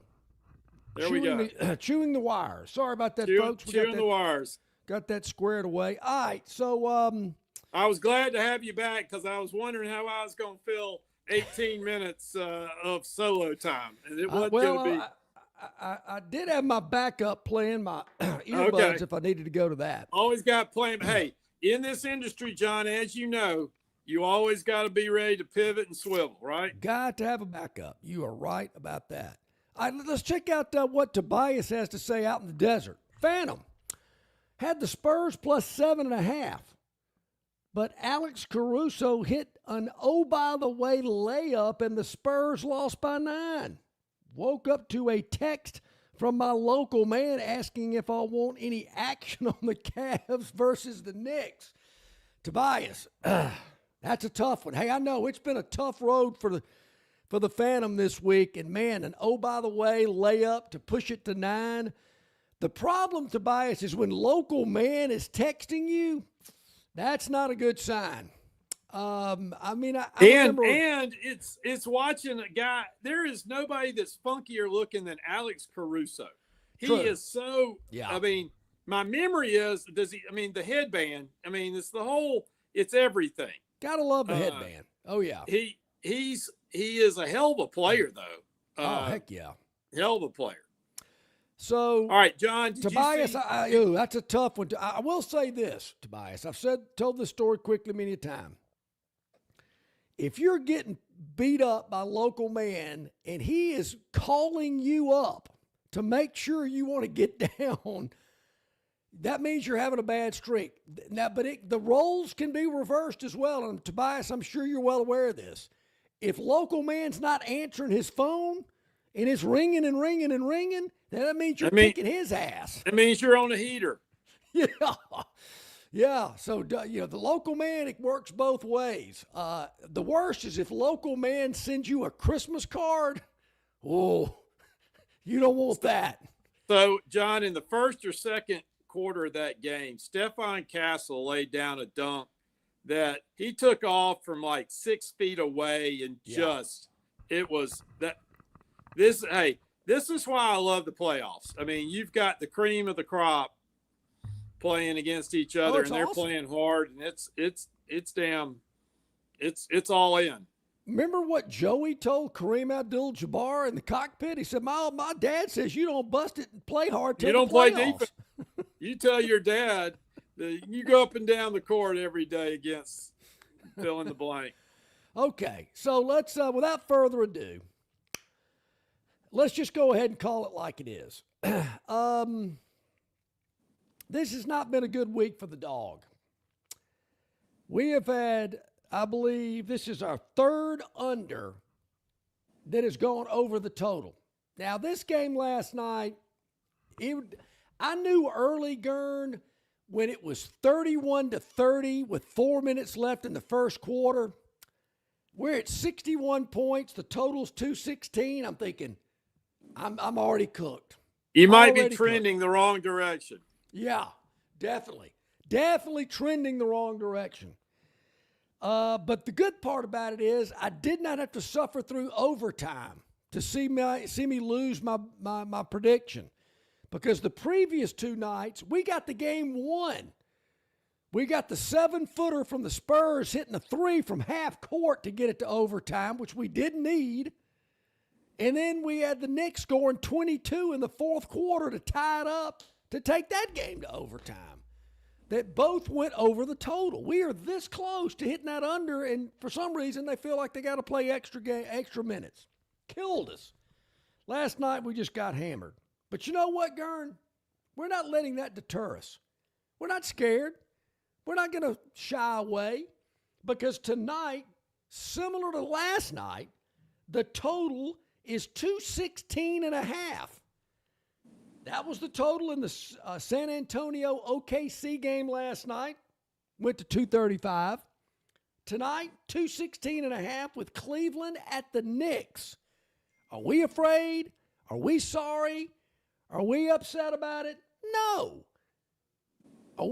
Are we going to say, well, it's got to go over tonight? No. We're going under 216.5 again. We're taking the under in the Cleveland-New York Knicks game tonight. And the way the Knicks came back earlier this week, Cleveland's probably thinking about things. They're wondering what in the world happened. And if things get out of hand early here, Cavs might pack it in. Yeah, unfortunately, the Knicks may score 2/3 of that over. Yeah. Yeah, I remember watching them a week or so ago, and they had 80-something at half. So, if you're trending at 40 a quarter, you're in trouble. Yeah. I'm with you. Last night got me. Oh, it got me. Oh boy, that was a tough one. So we're not shying away. We're taking under 216.5 again tonight. We'll see what happens. Tobias, what do you think about that? By the way, we'll see. All right, there. All right, we got the wheel. I don't know if we're due for another break or not. I kind of feel like we are. Maybe we should take it before we get to the wheel, or are we caught up? I don't know. At Dixie Overhead Door, we specialize in top-quality garage door solutions for homes across Alabama and Georgia. In need of a garage door repair or a brand new garage door installation, our expert team delivers fast, reliable service with local expertise that you can trust, providing customized solutions and exceptional care every step of the way. Visit us today at DixieOverheadDoor.com and experience the Dixie difference. Get below employee pricing and save thousands. Enjoy prices even lower than what we pay with Stivers Ford Employee Pricing Plus. Up to 20 grand off F-150s or 10 grand off Mustangs. Stivers Ford, where price sells Fords. Get below employee pricing and save thousands. Enjoy prices even lower than what we pay with Stivers Ford Employee Pricing Plus. Up to 11 grand off Broncos and Expeditions or 8 grand off Explorers. Stivers Ford, where price sells Fords. Okay, back at it. It is about 10 minutes to the top of the hour, and it is the Gurn Jr. Victoryland 777 Topic Wheel, brought to you by our friends at Victoryland, where you can be a winner too. Hey, the big truck and buck giveaway coming up. The more you visit, the better your chances of winning a brand new F-150 or $25,000 in free play. Check it out. Trucks and Bucks giveaway at Victoryland, exit 22 off I-85 in Shorter, Alabama. Gurn, looks like we have 6 topics. We do not know what these topics are about. We do not. We're looking at them for the first time, as you are as well. A lot of neat colors on the wheel today. There we go. And it's going to end up on, Under Fire. Under Fire. Yeah. One last ride. You know, any time for this guy to pack it up, I've had enough of Aaron Rodgers. Is he going to take him to the Super Bowl? I doubt it. Well, look. Just because you can doesn't mean you should, but he can. I mean, he can. Yeah. He has earned it. He's a Hall of Fame quarterback. If he wants one more year, they don't have anybody better right now. So why not? What does that say about the state of NFL quarterbacks? If that's the reasoning, well, there ain't anybody else better out there. Well, NFL quarterbacks, that's a whole nother story. I mean, there's, the fact you've got the people who are starting or backing up that are there, you've got the top 15 who are superstars, but the rest is just Chumpville. Sure. So, I don't know. It's a tough thing. It's hard to be an NFL quarterback with the defenses they have to face. Well, you're right. And I've always wondered that, if you've got, to me, if you're Aaron Rodgers, a Dan Marino back in the day, a Tom Brady, I guess you could say, if you're not mobile and you're just sitting back there dropping back, throwing passes, I mean, obviously it's been successful. Brady's won a lot of Super Bowls, but you're taking an element away. I mean, if you're a guy like Lamar Jackson that can run and throw, that keeps a defense on its heels. You better have a really good offensive line, and obviously those teams have with these quarterbacks that aren't mobile, that sit back there and survey the field and throw it. But to me, that's just been an element that I've never really completely understood. You would think in the NFL in particular that a guy like Lamar Jackson is a step ahead of everybody just for the fact because he's a dual threat. He also is a threat to get hurt. Because he's running and you get broken up by defenses. So it's a happy medium you got to find. I mean, like Drew Brees. Drew Brees wasn't running around, but man, he was pretty successful as well. All right, That's what's right. next? Who else we got? All right, here we go. Spinning away. A lot of great looking colors there. Love the topics. It's going to land on the green. I think it's tulip. I think we're going to tulip. Tiptoe through the tulips. Who sang that? Tiny Tim. Tiny Tim. Oh, Gurn Jr. loves the animal videos. Anything in life that really helps go through. Now, is that a beaver?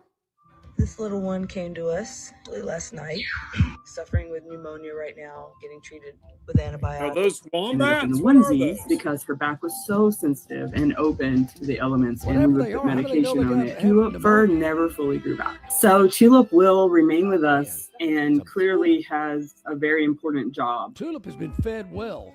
Wait, is I Tulip was a porcupine? very cautious initially when I brought the babies out to be in their enclosure. And How about that? Wait, all right. What is? Yeah, I is can't. It's so small I can't read it. But I'm going with duck-bill platypus. No, I'm going with a porcupine who doesn't have needles. Oh, what is that called? A needleless porcupine. All right. That's my. I may be You're going wrong. with that That's one. my guess. So Okay, perfect. Let's see what's next on the wheel here. Let's see. all what right, here we got. go. Spin it away. It is spinning. There's no doubt about it. 4 big topics. All right. Here. Leading off. Leading off. Got to be baseball related. Maybe. I would hope Should so. be? Oh, here we go. Oh yeah, he had an unbelievable. He had a leadoff home run and 5 scoreless innings. Wow. Say what you want to about anybody in the history of baseball, Shohei Ohtani will be the greatest that ever played. He's impressive. You just don't have anybody who can do both that well. I mean, he's not even a unicorn. Unicorns are a possibility. He's just a freak of nature. Pretty impressive. And damn good athlete, player, everything, all around. I got to tell you, I don't disagree with you. He is about I'd as hate to impressive see him on like Network of the Stars, or what was in one of those shows? Battle of the Network Stars. Battle of the Network Stars, or what was the All Stars where they did all the different sports? Sure. He would have. Yeah. Superstars. That was called Superstars. Superstars. He was. Yeah. All right. So I've been given an update through the hotline. Longshore McKnight. It was a beaver. Beaver. Not a spineless porcupine. All right, that makes sense. So it's beaver. We'll go with the beaver. Perfect. Awesome.